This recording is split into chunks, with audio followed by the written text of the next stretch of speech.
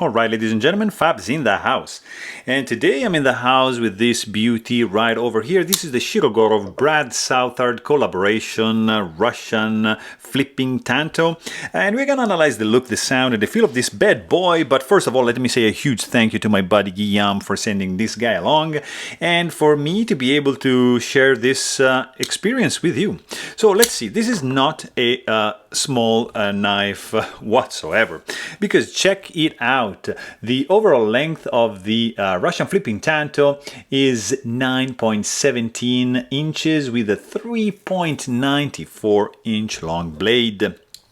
Not a small boy by any means, but let's see how this guy is comparing up against some popular options that you might be familiar with if you're watching the channel. This is the Ontario number 2 and this is the Ontario number 1. Look at that. Both are dwarfed by this beast, as well as the two options from Benchmade. This is the bug out and this is the mini bug out. They are both pretty much disappearing under the shadow of this beauty right there. And Spyderco, you can check out the Para 3 and the Paramilitary 2 as well. Nothing doing, no, they're smaller than that. Let's bring in the Chris Reeve Knives large Sebenza 21 and of course the small Sebenza 21. Again, there's nothing this guy can do to compare to the sheer size of this beauty right there. Even like Shirogorov F95 Slim Nudist or like of course the Neon R20, they can't do much compared to that. But let's see, for example, some other options. Like this is a big boy and this is long, I would say probably a tad longer than the Russian flipping Tanto. This is another big boy. This is the Steelcraft tote bag Steelcraft series Bodega, and you can see that this is still a little bit smaller than that. Let me show you another couple option. Here we have Russian Hokkaido and here we have the Russian Overkill, both smaller option than that. There is another collaboration which is longer than that, and you can appreciate it here with the Lee Williams collaboration. This is the 110KS, and I'm just gonna show you another couple options more popular. This is the Sharp by Design Evo Typhoon. Of course it's smaller, like this is the Holt Bladeworks Spectre right there. And let me show you just another couple because we have them here.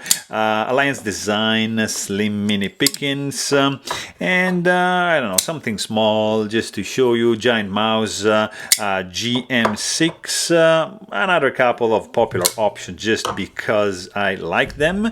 That's the Hindered Knives XM18 3.5 inch long, and this is the Koenig Knives Arius Style 55. So I think you get an idea of the size of this bad boy right here, because this is the Russian flipping Tanto Southard collaboration with Shirogorov, and they created a beautiful knife under many aspects. There is probably only one gripe that I have about this one. Everything else pretty much checks out. This is a titanium frame lock. It's a limited edition. There's only 200 of these guys made in the world, so it's not going to be super easy to find. And of course, it's expensive. It's going to be in the $1,800 range, so not a cheap one. It's a titanium frame lock made in Russia. It's a fantastic looking one. If you check the scales, they are 3D milled titanium slabs with this intricate and very subtle micro milling going on only on the central area of the handle. And if you check, for example, this is the Russian Overkill. You can see that this motif is going on in all the titanium frame locks Shirogorov collaboration. Like you see, this area here is milled, this area here is flash. There's no milling. If you check the Hokkaido Barker collaboration, again, this area here is flush without milling and micro milling going on right there. Very, very cool. Same thing goes on for the kickstop. You check this area, it's milled, and these two sides are just flush, nice and clean. Again, this goes on with the Poluchotki, milling going on here and flush scales right there. So it's a nice thing that they keep doing with these collaboration. I really appreciate that. Of course, you've got internal skeletonization for these titanium handles, beautifully done. Look at the chamfering going on all around the edge and also going on the inside. Absolutely fantastic. 3D milling over the top. You've got also some pretty cool finger grooves, wavy like these, and look at that. They are reminding, of course, these milling, and also like this area here. It's like all brought together on this beautiful knife over here. I mean, fantastically designed for sure. You have a very cool 3D milled titanium backspacer with these three oval milled out areas, and one more oblonged one right underneath the this standoff, let's say, for to contain your lanyard paracord or whatever you're going to be using here. So nice solution to have. Look at that. I mean, just look at the milling that's going on this backspacer. It's just phenomenal. Blade absolutely centered, centering backspacer, blue anodized 3D milled, matching the pivot colors on both sides. Just fantastic. Really cool. Absolutely steep is buried down, super safe. You're not going to be able to touch that. Just forget about that. The pivot is captive, like in the custom division tradition, so you're not going to be needing any key for this one. You're just going to stick your bit on the other side right over here, and it's going to be captive, so not spinning, and it's a beautiful option that they should include in the production line. That's my opinion. Also, this guy is going to be pretty much easy to disassemble. You have single row roller bearings on the inside, so just be careful about that. You're going to need some tweezers, but it's pretty simple. The construction is just made by 2 screws like that, and that's it. Very clean. Show side, just one pivot, looks like an integral, and you have like this guy over here. They couldn't do, of course, the hidden screw for the pocket clip, like for example they do in the Barker right here. They add, in fact, another screw right there. If you want to do a hidden screw for the clip, yeah, and no clip on the show side, you're gonna have a screw right there, unless it's a integral handle. Also, you have this titanium 3D milled tip-up carry-only pocket clip, nicely contoured. Right here, you see how it integrates with the heel of the blade of the handle. It's very nicely done. You have a nice tension, not too much. Pocket clip ramp is very good. It slides in and out of the pocket like a boss. So very cool. It's not reversible. It's tip-up carry only, and it's just for right-handed people. And then you have the blade. This is a Tanto blade. Of course, this is a Russian flipping Tanto or RFT. There is no swedge going on. The stock thickness is quite thick. It's robust. You have a nice Tanto here, and basically this is like a very gentle belly up to the sharpening choil. Nice and classic.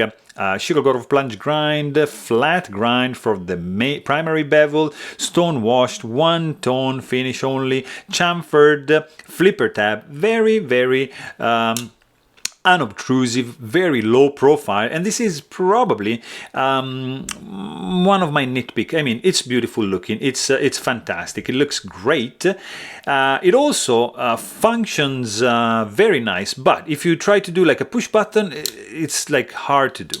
Like, yeah, it's hard to do. I usually do like a a gripped light switch. So I take advantage of the jimping, and which is there, and then I'm just gonna push like from this side down, and that's gonna be deploying this guy absolutely reliably. So the deployment method, it's not ideal in my opinion.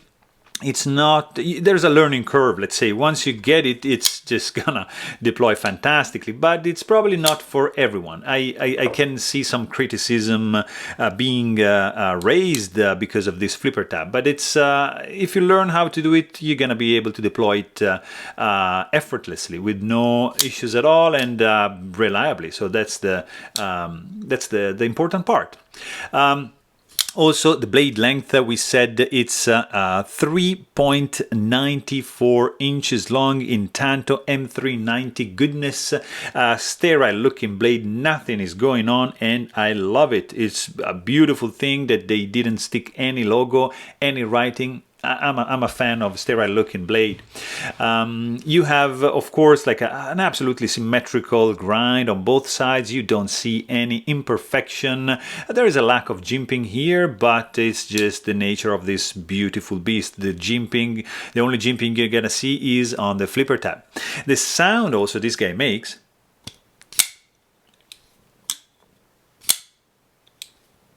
it's solid. There's some authority. It is a nice sounding blade, like it's just gorgeously sounding, very, very loud click, and you also can hear this kind of whoosh when deployed, and it's absolutely gorgeous. Very, very nice, and also the closing sound. Very, very nice indeed.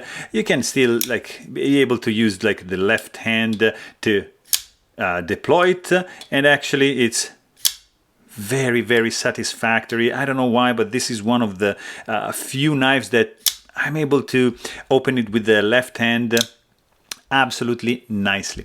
The weight of this guy is in the pocket is gonna be 5.1 ounces, so not that light, but also it's gonna be feeling absolutely solid in the hand.